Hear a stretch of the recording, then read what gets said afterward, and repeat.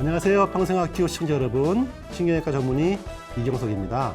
오늘은요, 말씀드린 척추관절병원 이용할 때 병원비를 아끼는 꿀팁에 대해서 강의를 진행해 보겠습니다. 돈 중요하죠. 돈이 없으면 여러분, 우리가 삶을 살아갈 수 없을 뿐만 아니라 병원에 가서 치료를 받을 수 없잖아요. 이 돈을 좀 아끼면서 여러분들이 정말 원활하게 병원 치료, 척추관절병원 이 치료를 좀 받을 수 있는 방법이 무엇일까라고 많이들 궁금하십니다. 이분들을 위해서 병원비를 아끼는 방법에 대해서 한번 말씀을 드려야겠다고 준비했습니다. 먼저 여러분이 병원비를 아끼기 위해서 여러 가지 방법이 있습니다. 그 중에서 가장 중요한 것부터 말씀드릴게요. 흔히 산불 났을 때 말이에요. 산불 났을 때 그 불을 동시에 끄지 않죠. 어떻게 끄죠? 가장 주진화점, 가장 큰 불을 먼저 잡습니다.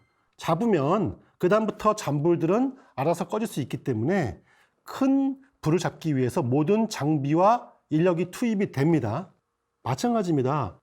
산불에서 주진화점에 해당되는 병원비의 가장 핵심은 무엇이냐? 바로 의료급여와 비급여다.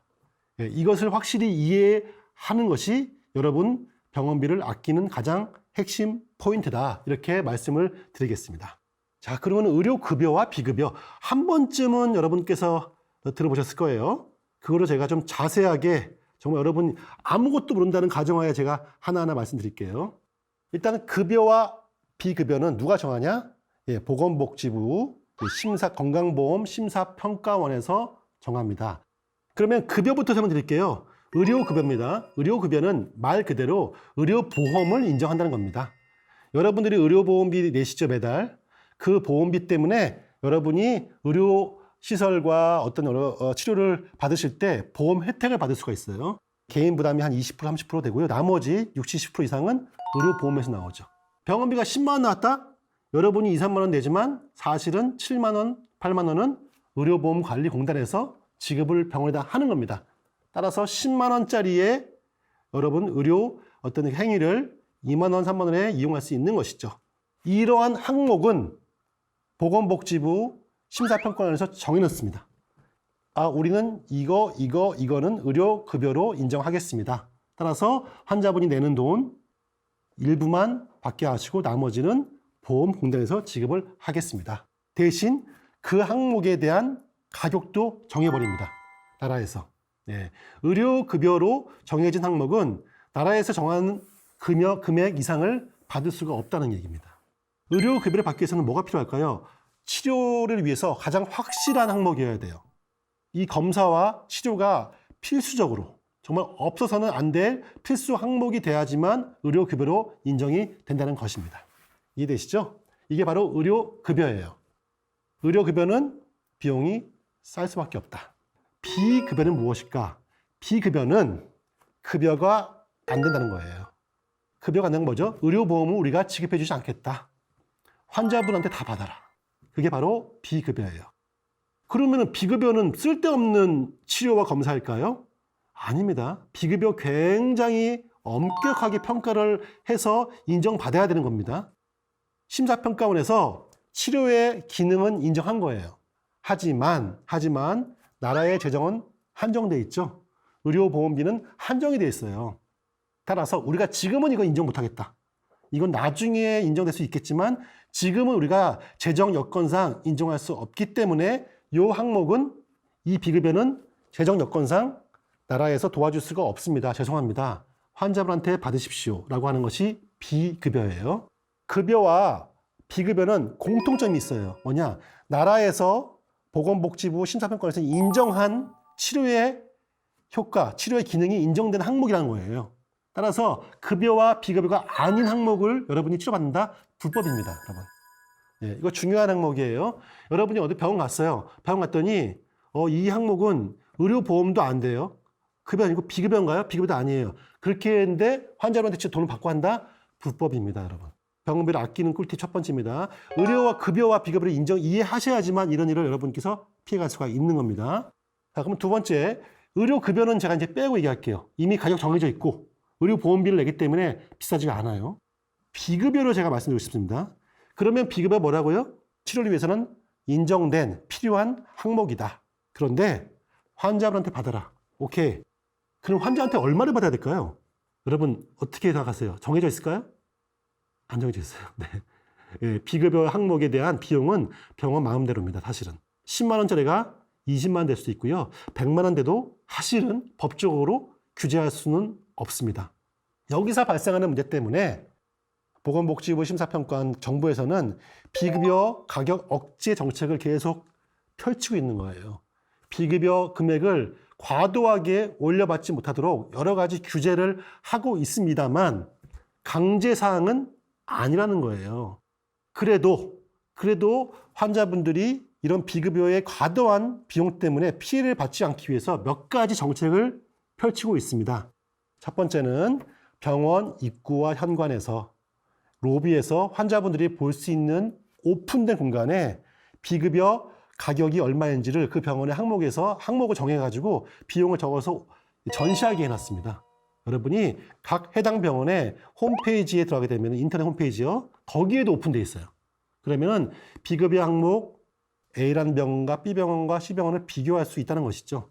비용 차이는 다소 발생할 수 있습니다만 과도하게 2배, 3배의 가격을 책정한 항목이 분명히 있을 수 있어요. 그러면은 그런 거에 대해서는 좀 의심을 해봐라. 아무리 차이가 나도요, 2배, 3배 이상 나는 것은 사실은 좀 제가 보기에도 전문가 입장에서도 좀 과도한 면은 없지 않아 있습니다. 대표적인 게 큰 차이는 없는데 비용이 2배, 4배 나는 것, 대표적인 항목이 뭐죠? MRI예요, 사실 MRI. 네. 척추관절 질환에서 MRI는 굉장히 중요한 검사 항목이기 때문에 비급여로 인정한 거죠. 하지만 MRI는 나라에 제정한 한도가 있기 때문에 다 급여로 인정하지 않고 비급여로 상당 부분 남겨놨습니다. 대표적인 게 바로 척추관절인데 일부 분야는 급여로 묶어놨어요. 대표적인 게 뭐냐면요. 척추골절 급여예요. 그 다음에 척추에 척추 염증이 있는 경우 급여고요. 척추에 종양이 있는 경우는 역시 급여입니다. 제가 이 말씀을 드린 이유는 급여를 묶어놨는데 비급여로 받는 경우가 있어요. 병원에서. 예. 의도하지 않았던 실수가 상당 부분 있어요. 실수가. 그래서 여러분들이 척추 관절 질환의 MRI에 급여 대상을 인지하고 가셔서 찍었을 때 비급여예요. 물어보셔야 돼요. 이게 왜 비급여인가요? 물어보면은 병원에서 설명을 자세하게 해 주시고요. 왜 비급여인지, 어떤 경우는 급여인지를 또 이해하셔야 돼요. 이거 건강보험 심사평가원 다 나와 있습니다. 건강보험 심사평가원 들어가시면 어떠한 것이 급여 기준이고 어떠한 것이 비급여 기준인지도 자세하게 나와 있습니다. 이거를 이해하시는 게 중요해요.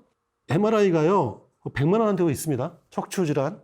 한 80만 원 하는 경우는 수두룩해요. 그런데 적정 가격은요, 사실은 적정 가격은 정해져 있죠. 한 3, 40만 원 정도 하거든요. 근데 80만 원, 90만 원 찍으면서까지 돈을 내면서까지 찍을 필요 없다. 그래서 너무 MRI 가격이 비쌀 경우에는 아끼는 꿀팁 진료를 보시고 나와서 MRI를 찍어주는 영상의학과라든지 근처에 병원 가셔가지고요. 30만 원, 40만 원 정도 찍으셔가지고 복사하셔가지고 그 대형 병원에 가셔도 됩니다. 의사 선생님이 기분 나빠할 것 같은데요. 기분 나빠하지 않습니다. 네, 기분 나빠할 일이 없어요. 오히려 좋아하실 거예요. 왜냐면은 MRI를 찍어야 되는데 처방을 하면요. 대형 병원은 MRI 대기 기간만 몇 주예요, 또. 그러면은 다시 돌려보내야 됩니다. 또 찍고 오면은 또 환자를 봐야 되잖아요. 그러지 않고 환자분이 MRI를 찍어서 가져오면 훨씬 더 원활하게 이 치료가 이루어지기 때문에 오히려 의사 선생님들이 더 고마워할 수가 있다. 또 하나 있습니다. 도수치료인데요. 도수치료가 또 국가적으로 굉장히 큰 문제사항을 인식해가지고 제한을 하고 있는 비급여 항목입니다. 치료를 위해서는 필요한 항목이지만 지나치게 의료비를 축내는, 의료비 상승의 주 원인으로 꼽히는 대표적인 척추 관절 분야의 치료가 도수치료거든요. 도수치료 또한 비용 차이가 작게는 2배에서 10배 납니다. 제일 싼 데는 제가 알기로는 2, 3만 원 한 데가 있고요. 정말 비싼 데는 50만 원도 하더라고요. 1회. 그래서 제 경험상 말씀드리면 도수치료는 그냥 근육통이라든지 여러분 목이라든지 허리의 근육통은 여러분이 스트레칭, 유산소 운동 아니면은 기본적인 물리치료로 충분히 가능하고요. 도수치료를 꼭 해야 되는 경우는 심각한 척추 관절 질환, 즉 협착증과 디스크 때문에 약과 주사로 해결하기 힘든 경우, 이런 경우는 도수치료에 의사의 처방하에 도움받아가지고 치료를 하는 경우가 있습니다만 지나치게 40회, 50회 이런 경우는 사실은 과도한 치료될 수 있어요. 적절한 치료의 횟수는 제가 생각하기로는요, 대개는 10회, 20회 미만이죠. 그 이후로는 여러분께서 스스로 운동을 배우셔가지고 운동을 하시고 치료하시다가 궁금한 거는 또 와서 물어보시는 것이 맞는 것입니다. 따라서 여러분이 병원비를 아끼는 꿀팁, 도수치료 횟수를 지나치게 너무 길게 하지 마시고 정말로 꼭 필요한 경우 아니면은 그렇게 과도하게 치료를 받을 필요가 없다는 것입니다. 병원비 아끼는 꿀팁 여러분 어떻게 유익하게 들었습니까? 다음 강의 주제 말씀드리겠습니다. 다음 강의 주제는요, 우리가 모르는 척추 질환의 초기 신호 무엇일까요? 궁금하시죠? 다음 시간에 뵙겠습니다. 감사합니다.